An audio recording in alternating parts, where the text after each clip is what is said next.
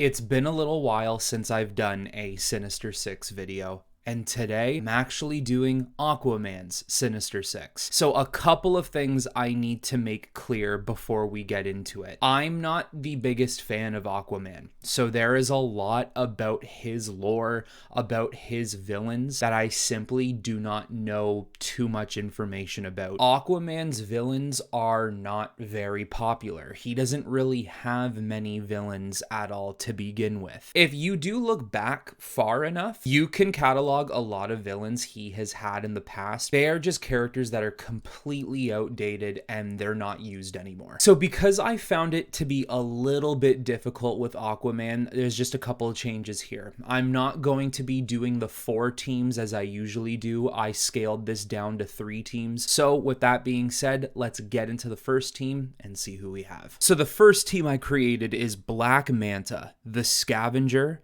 Charybdis, Demon Gate, Marine Marauder, and the Eel. So simply put, the idea I had was that this was a team who had some sort of vendetta against Aquaman. I tend to find that a lot of Black Manta's goals against Aquaman is very revenge based, and a lot of these characters may have some sort of revenge goals against Aquaman themselves. Also, a lot of these characters would love to own or sit on the throne of Atlantis as well. So what would have to happen is Black Manta would have to give these characters a good enough reason to join a Sinister Six team. The Eel is an assassin, so money will do just fine for him. Marine Marauder is a twisted scientist, and I actually didn't know this. She got her powers from Lex Luthor, and what she is capable of doing is taking Atlanteans and twisting their nature and forming them into these weird creatures of her design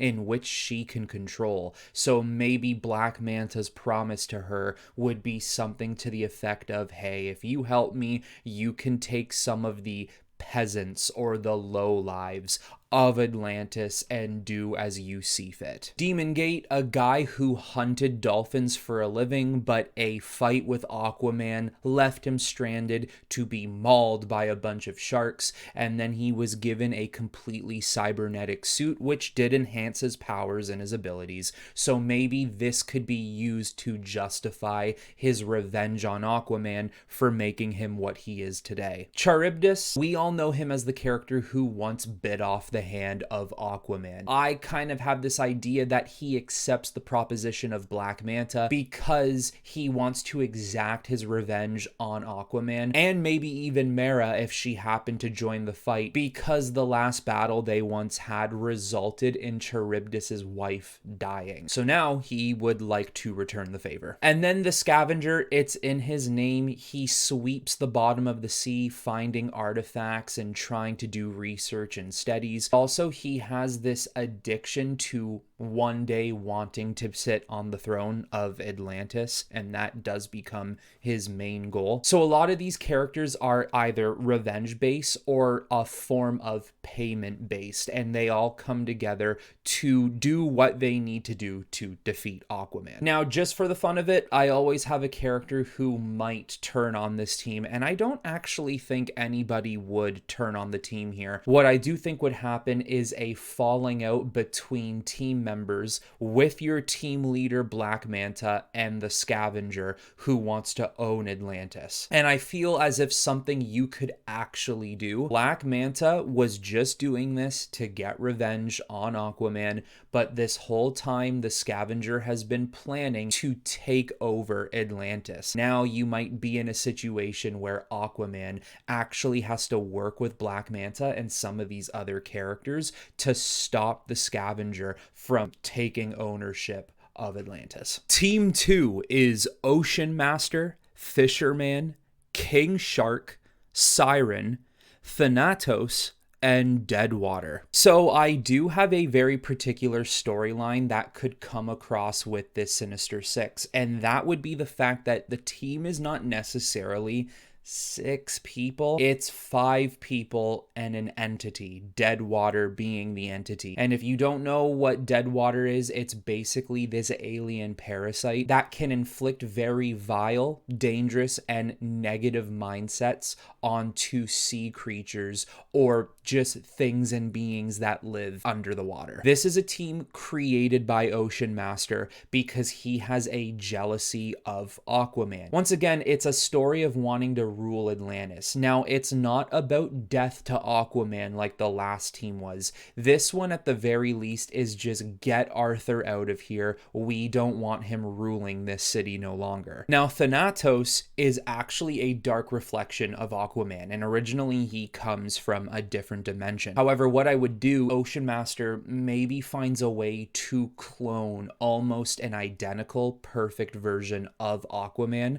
with all of his powers and abilities, and utilizes this clone against Aquaman. So now it just makes this fight 10 times harder. Fisherman and King Shark are just the added muscle. They're just extra heavies, people that might be able to assist in the battle. He maybe promises them money or maybe a glory of some sort, but they're not really a main concern here. Siren, if you know the character, is Mera's twin sister who is just straight up evil. However, what I would actually do is Deadwater turns Mera's sister into Siren, which is the opposite of a mermaid. It is the negative. So what we could do here is we could have this team actually being dual led by Ocean Master and Siren, who Siren then tries to start to create a relationship with Ocean Master. If Aquaman has Mera, you have me. I will be your queen of Atlantis when you finally take it over. Deadwater within Siren's body is starting to prove that it is becoming way too much of an anomaly, even for Ocean Master. However, what we would do here is maybe Siren would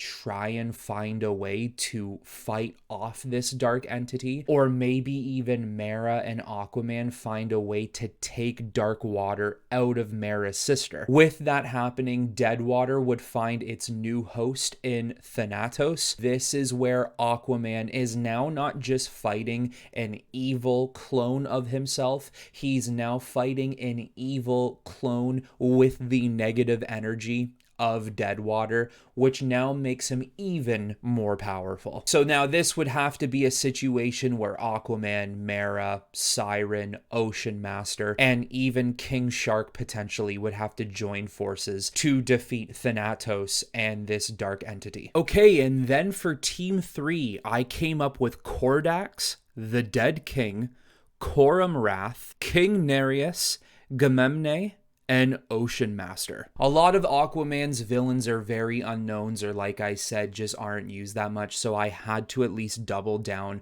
on one other character in Ocean Master to help narratively push my story here. Kordax is an ancient Atlantean, yet an outcast and a disgraced Atlantean. He is also a descendant of Aquaman. He has survived through dark magic and is very, very powerful. He is a character that a lot of Atlanteans do not talk much about because there is a lot of dark, kind of creepy voodoo that comes with him and his name, a lot of superstition. What I would do is Kordax finally wakes up or escapes from this dark magic prison. What he decides to do is not to take over Atlantis, but it is to completely destroy Atlantis, leave everything in ruins, almost as if it has never existed. He tries to find all the potential underwater leaders, the big time players, the people who are very, very powerful, to join up with him and complete his goal. So you have Coram Wrath, the leader of the deluge. You have the Dead King who has been frozen in the Antarctica for thousands of years,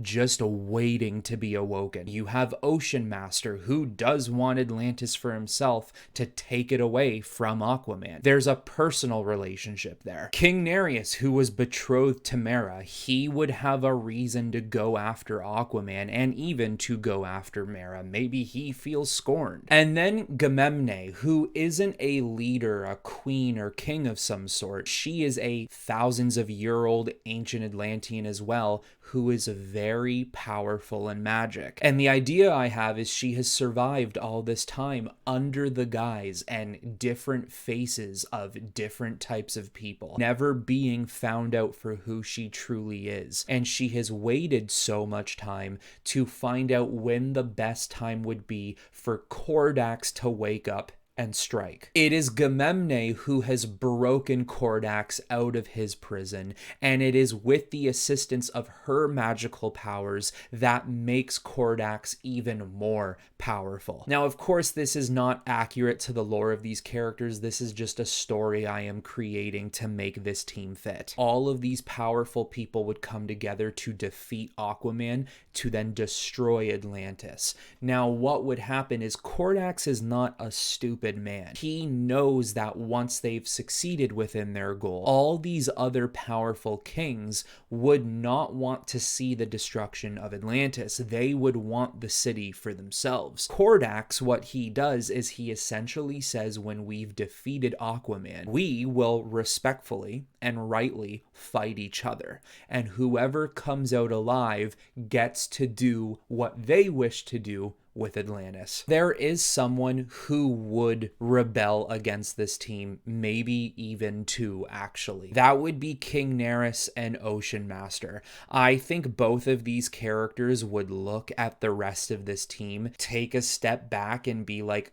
these guys are crazy and wildly powerful too. There's no way we can sit here and justify what they're doing. Even to King Nereus is not technically a villain either. He's neutral. Sometimes he's on the side of good, sometimes he's on the side of bad, but from his point of view, it's what he deems to be right in the moment. Ocean Master, whereas he does tend to be a villain, he still has a brain. He's still smart enough to realize this is crazy. Eventually, over time, when they realize that they are with company who are terrifying in every right and have enough power to decimate the entire ocean, I think what would happen is both those characters would actually team up with Aquaman and Mera. So there you go, guys. Finally, a Sinister Six video for Aquaman. I know there are a lot of fans of the Aquaman character, and I do apologize if I didn't do him complete justice here. It's just because he is one character I truthfully don't know too much about, and a lot of his villains are a huge gray area for me. The biggest thing I noticed going through his teams here, simply put,